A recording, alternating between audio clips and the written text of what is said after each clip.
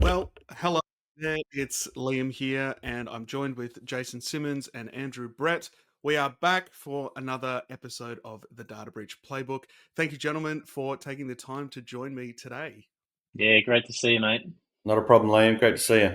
All right. Well, we are going to jump into the topic of cyber forensics and, well, more specifically, digital forensics in the context of a data breach. So, I might open the podcast with a pretty broad and open question to either Andrew or Jason. So, feel free to jump in.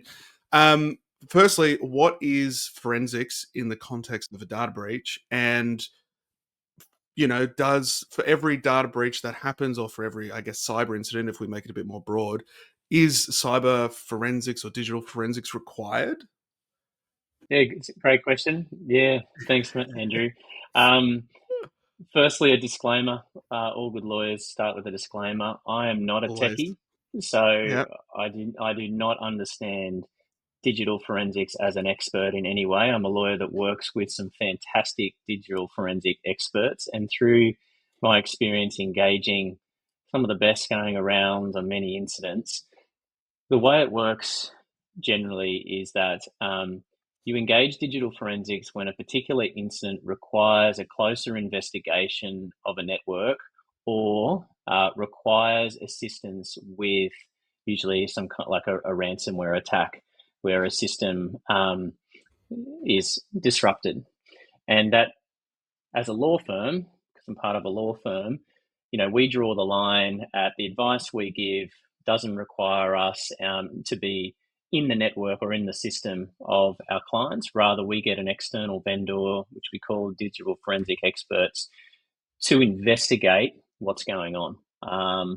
And how we decide as a team at Mills whether we're going to engage an external vendor. I have a cybersecurity expert in my team as part of our incident response team, and he has a great plethora of experience coming out of um, some roles within government, whereby he understands when we first triage incidents and get to know what's going on, whether we're going to need a deeper dive. And we have vendors that we work with regularly that we reach out to for different incidents and bring them on board. And the way we do that, it's pretty boring. It's like a good old fashioned lawyer to third party engagement. We engage them, through a letter of engagement, ensuring that legal professional privilege applies to the opinion that they're going to give us to assist us with the legal advice that we're giving to our clients. And we've talked about that in a previous pod, and it's really important that that relationship is established. And then from there, just like I'm sure people watching understand, an investigation is really a step by step process. They initially meet with the client. They then, are given some kind of access to their network. They go in and have a look. They obtain evidence, obviously, including like logs. They might meet with particular people within the client's team, IT, maybe the particular staff member that was involved in the incident. And they'll start to create a bit of a picture of what's going on. And throughout that process, the guy on my team, he's working hand in hand with them to understand what they're seeing. We give them, instructions, and then we're feeding that information back to the client in the legal advice that needs to flow out of those findings. It might be, sorry guys, this is looking like a data breach that we're going to have to notify, starting to get them Mm. ready for that process. It might be an attack that needs to be referred to a government agency. And if they've got cyber insurance, fantastic. We're keeping the insurer closely updated with what we're doing because we want costs covered through the policy. We also want Mm. the insurer to be aware of where we're going, future liabilities. They've got things like cost reserves that they've got to worry about. And then on the side too, we make sure that the broker who's actually got the relationship with the client with regards to the insurance, we keep them up to date as well. Because the great thing about the insurance industry and the way it works in cyber in particular is that the relationships aren't always obvious to people who haven't experienced it. But it can really help when you do understand it. And when you understand that a broker often has a relationship with a client for months, if not years, prior to us getting involved in an incident. And if you know what's starting to really go wrong, like we're starting to find things that aren't good news, the person often who's going to help them process the difficulties of what they're going through is the broker, because they've got this relationship with them. They understand their business. They understand maybe some of the financial strains or some of the even persons within the organization, while I'm just starting to get to know them. And so what we do, part of our process flow is that, yes, engaging closely with client, working with digital forensics, getting instructions from the insurer, but also keeping the broker involved. Because I can tell you, mate, when things start to really go wrong, there's nothing better than bringing in like a team on a meeting where you've got broker, client, forensics, my team, and we all sit there together and have a conversation about where things are at. So I hope that kind of answers your question, what it looks like.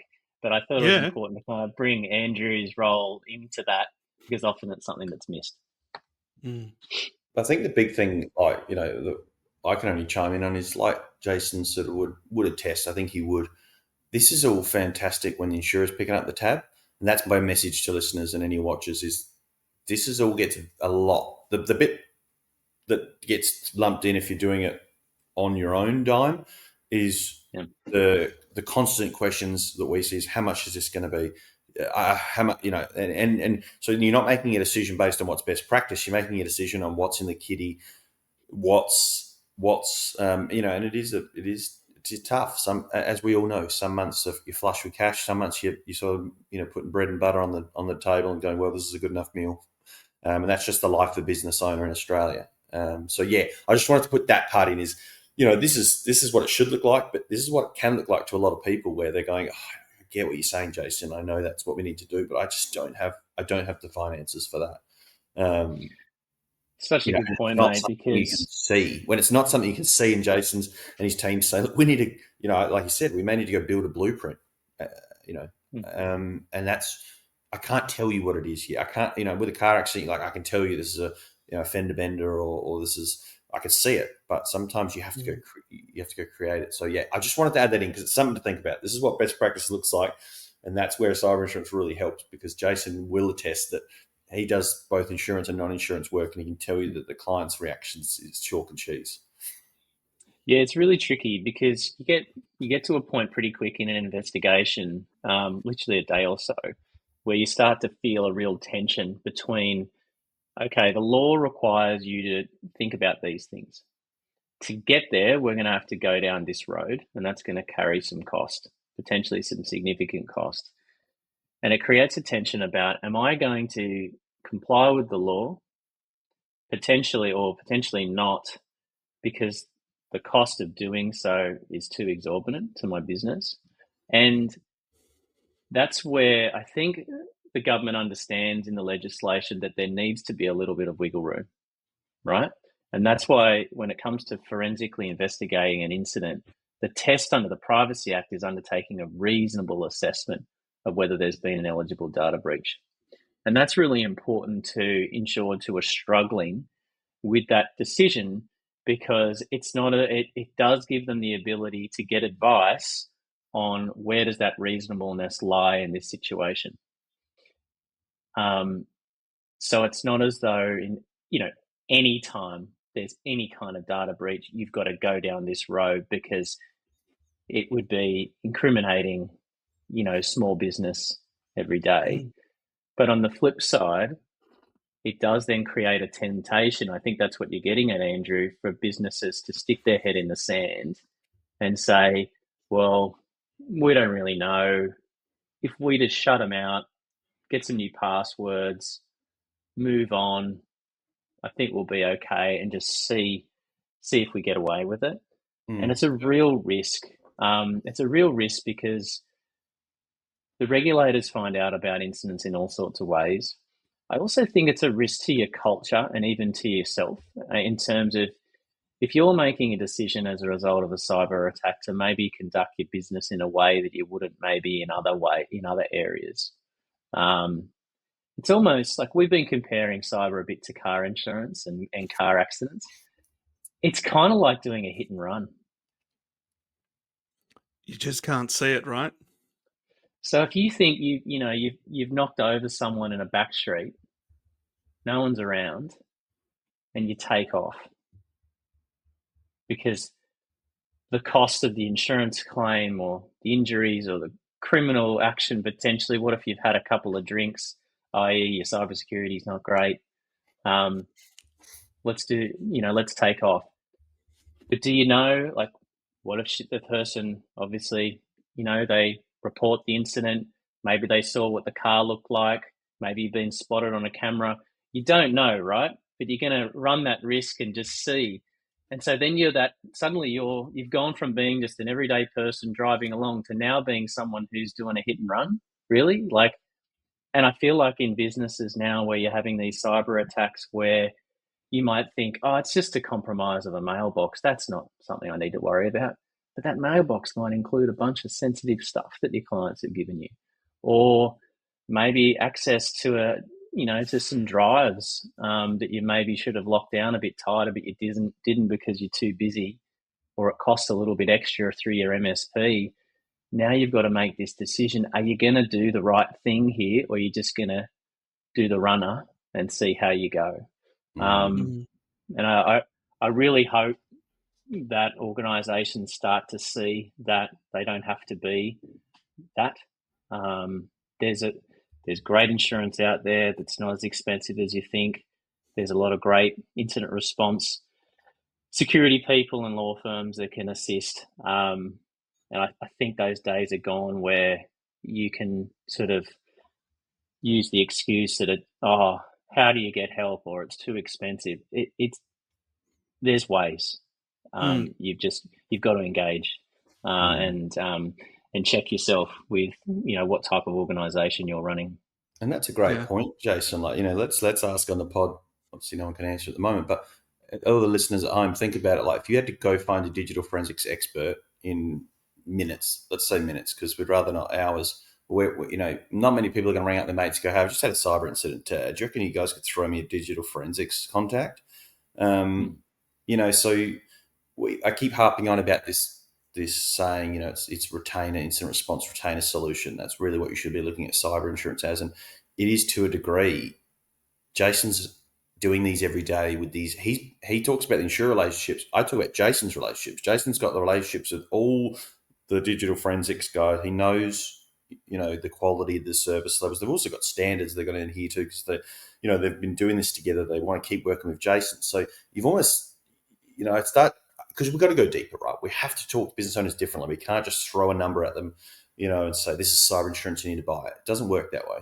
You have to, I'm trying to, and I can only speak for Infosure, but really walk them through, like, this is that peace of mind, sleep easy, where Jason's vetted the quality of the digital forensics. We can go piece things together you can't see to see whether you've unfortunately may have, hit some old lady and she's, you're not going to look back in the rear vision mirror, but she's there still. It happened. And as Jason said, in hindsight, when it's in the advertisement, it says, person's hit an old lady and she's on the ground, people are going to judge. They're just going to go, well, I wouldn't have done that.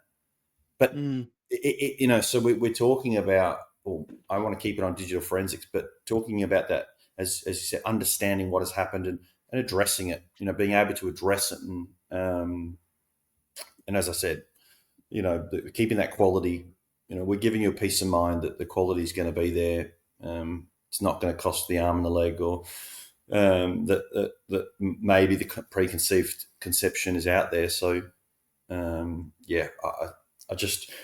I sound like a broken record, but just saying it in different ways, car insurance or building surveys, or whoever we say in this podcast, we're doing it because we need people to click. Because at the moment, talking technical jargon, it's just not. There's no correlation between what people are saying and what people are feeling. Spicy Friday. Spicy Fridays. We like the spice. I think just talking on the topic of digital forensics, Andrew, you said something in one of the previous episodes that stuck with me a little bit in terms of just helping understand the purpose or one of the purposes of digital forensics. You said, if you do have to declare a data breach, you have to inform people, or you want to know exactly what's been taken rather than just going to everyone and saying, hey, we had a data breach. Good luck. you want to be able to tell people exactly what's been taken. So I think I just wanted to bring that back up, because I think in terms of the relationship and managing the emotions and oh my goodness, we're gonna have to tell people, I think that's incredibly important.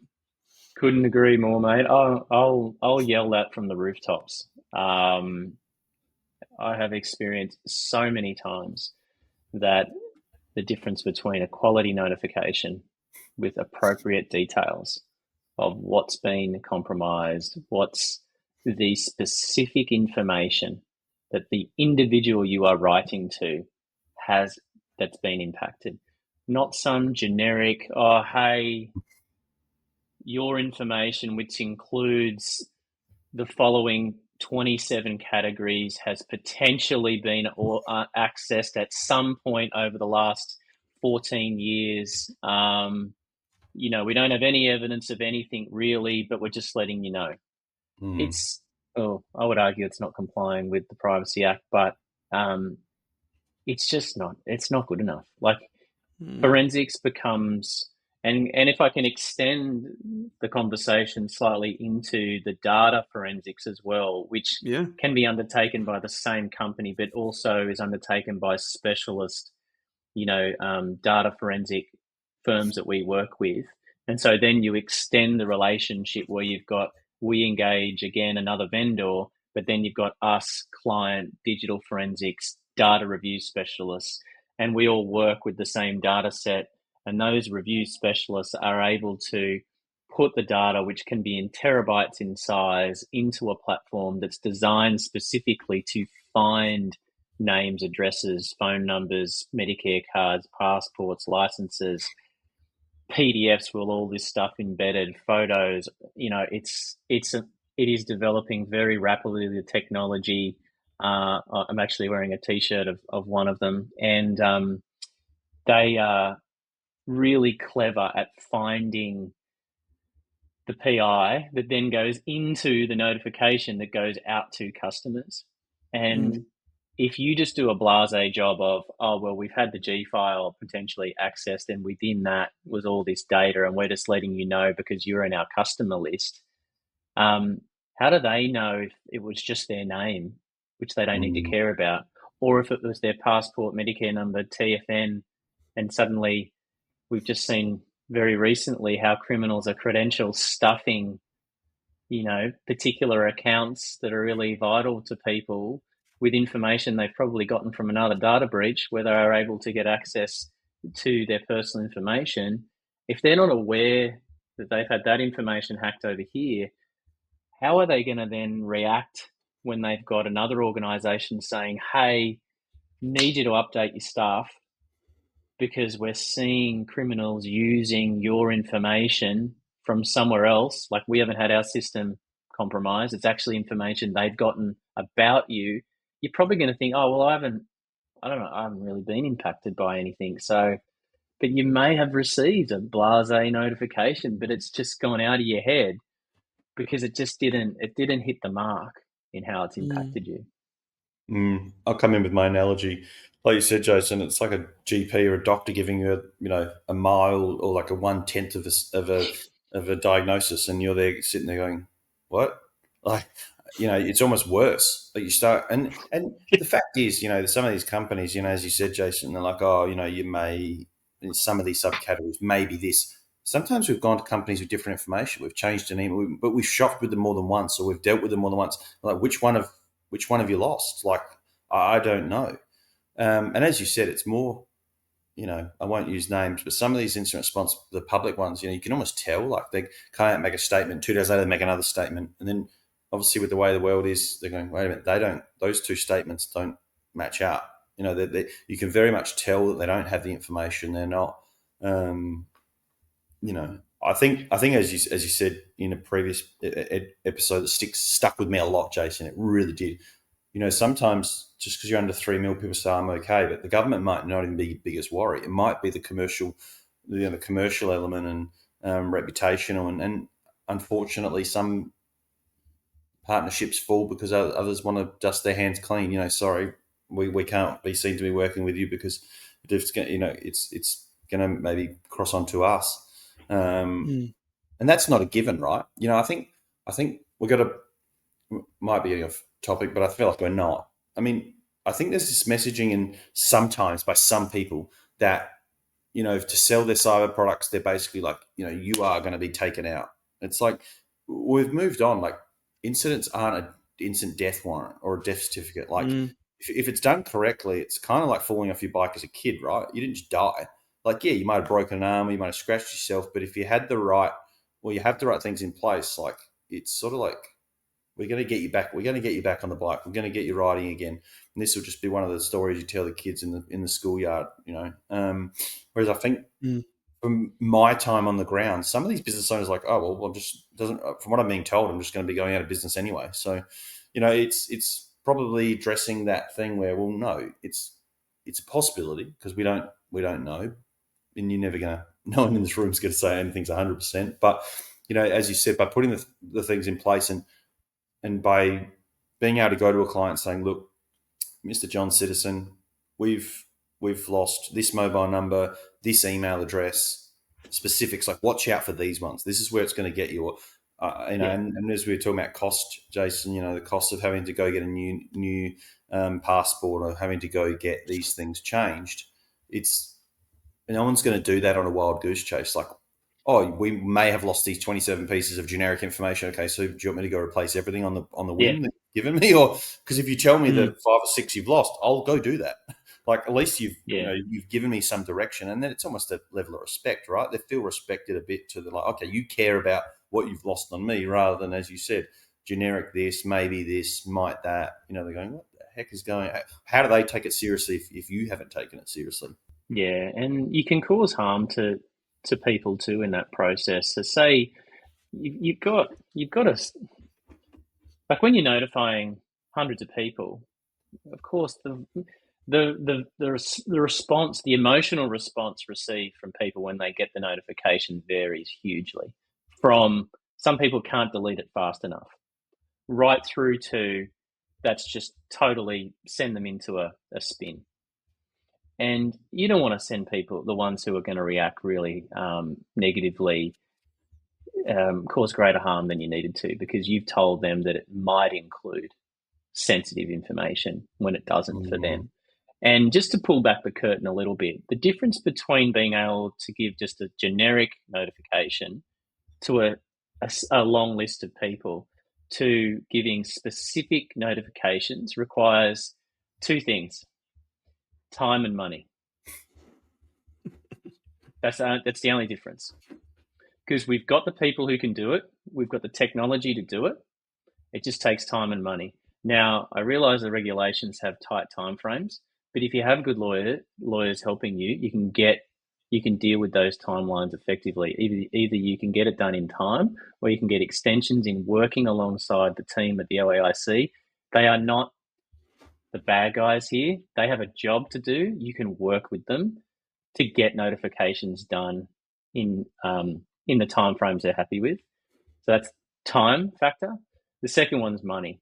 To go from looking at a data set, or not even looking at it, just understanding my client list has been potentially impacted, let's tell them all, through to I'm now telling Jane Smith that it's her name, mobile and Medicare card that's been compromised, requires that data set going through technology, being forensically reviewed, and having machines do it up to a point, and then have humans looking at it to get into the nitty gritty a bit more, until you get to that point, and it takes experience to know when to go, that's enough. Because you could review forever some of these data sets. You just keep going for months and months and months.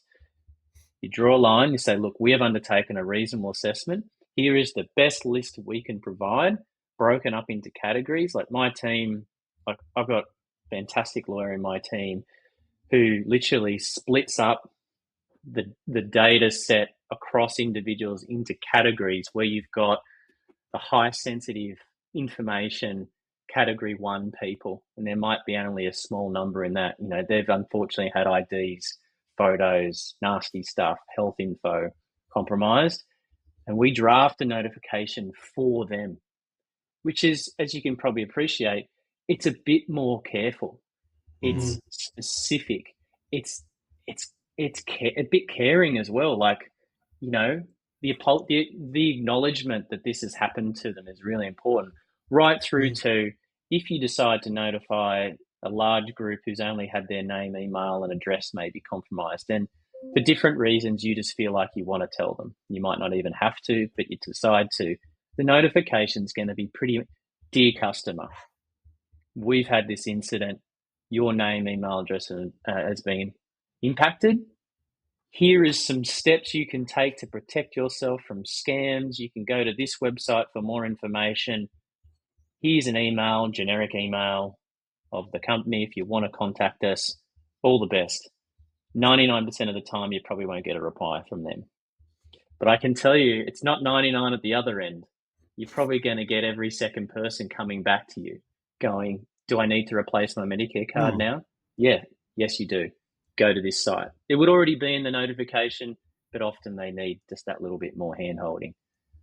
Some don't reply. So be it. That's their choice. You've complied with the law. And then when you go to the OAIC, when they ask you, oh, have you notified? Yes. Category 1, 2, 3, 4. They got this one. They got this one. And they're like, okay, thanks very much. Good job. Close the file. That's the goal. So time and money is what it takes. And that's the other thing. It's like, as a business owner running a business, like to buy the previous relationship, previous experience, and knowledge of Jason to be able to go do that and be like, right, I don't have to learn how to be a professional and what to do, in OAC and the Privacy Commission. Jason's, Jason, his team, and as Jason said, it's not just Jason. He's representing his team, but he has many hands make light work. And it's sort of like that. They know the process. They know exactly how to make this, it can be really bad. If you want it to make it bad, look at some, I won't say who, but some recent lawsuits against maybe one regulatory body and one securities company. And that's how bad it can be. That's fine. That's your choice. If you want to make that choice, go right ahead. But this podcast is for people who actually want to, set up something so they go, right, I don't need to be an expert in this because I've engaged Jason and I'm going to let him handle it for me. Like most things in life, right? I don't do things I don't need to, right? We're all at that point where, like, if there's someone that has done this a million times, fantastic. For me, it's the worst day of my business life. For Jason, it's a Tuesday. Like, it's literally just a Tuesday. And it's not in a bad way. He just it's like, yep. Well, like, would you take your broken down car down to the mechanic with a sign on the door that says, looking for first customer? Yeah. Like, you're going to pick the guy that's got some years under his belt. He's got a fantastic, great recruit. He's keen to, you want to see an experienced team. You want to see probably a busy car park of cars that have been fixed. Like, you want to see, I think they know what they're doing. So I don't have to know what I'm doing. I'm paying you, so I don't have to learn because I'm a flower shop. I'm hopeless on cars. Well, I've got 2 weddings coming up this weekend. I'm not interested in learning OAC for 4 hours, tonight. And I think as well, just to jump in there too, from an MSP and MSSP perspective, when we talk to this level of your client, the business owner, having to have these conversations to the level of, we need to advise our client base that there has been a data breach, like that's a real conversation. And I think that's another really good validation piece for MSPs and MSSPs, IT providers, TSPs, whatever you want to call them, making sure that your clients do have some form of cyber coverage for this reason. Like Andrew, you're saying about, this the skill set that Jason has and the instant response, absolutely. And that also, not that IT MSPs should be doing the stuff that Jason does, not at all, but it also helps take the pressure off, makes you sure that your client's covered, because at the end of the day, depends on the MSP you work with, but typically MSPs do care about their clients. Some maybe not. Most do, mate. That's my experience, and I think that's why having you lead this pod is so important, Lam. I'm gonna pat you on the back, because most of the time, when it's not insured, Andrew, the start of the incident is the MSP IT person identifying something. Mm. When we're talking small business, they've seen something, some suspicious activity. They've been notified possibly by another vendor that they're using, technology wise, platform wise, and then the first call is MSP to client, or which I'm hoping will start to happen more, and I believe it is. MSP calls me straight away and goes, "I've got a client. Are you available to jump on a call?" I've given them the heads up that something's not right. Can we triage what's going on so we can hit the ground running? That'd be amazing. And I'm like, absolutely, mate. Like, give me 30 seconds and I'll have me and another team member on a Teams call, or, let's go. And so, yeah, mate, like, hats off to you, because I can't get a voice out to MSPs easily. Like, it's just not part of my world naturally. Likewise, you'd probably find it hard to go and meet 500 lawyers, but I can just go to a legal conference and walk the room. I probably know 200 people without even trying, from previous life experiences. So I think it's such an important stage in the development of where we're at in Australia, is 100%. understanding that your role is everything. It's you're the one that is connected with the client, and you too, Andrew, from on the insurance side. I'm usually the stranger that comes in. Yeah. So it's great. Absolutely. And so I think this is a great opportunity to close out the episode, because the very next episode we're going to talk about cyber insurance. We're going to spend a lot of time just having a good conversation about cyber insurance. I know we've talked about it a lot in this podcast, but we'll kind of hone in particularly on that. So I think that's a great opportunity we'll end the episode there. Thank you so much, gentlemen, for your time, and another great conversation around data forensics, but then also breaches and the PR element as well, which is something that is quite often forgotten, I think, until you're in the moment. So really appreciate your time. Thank you so much. And we'll see you next episode. Thanks.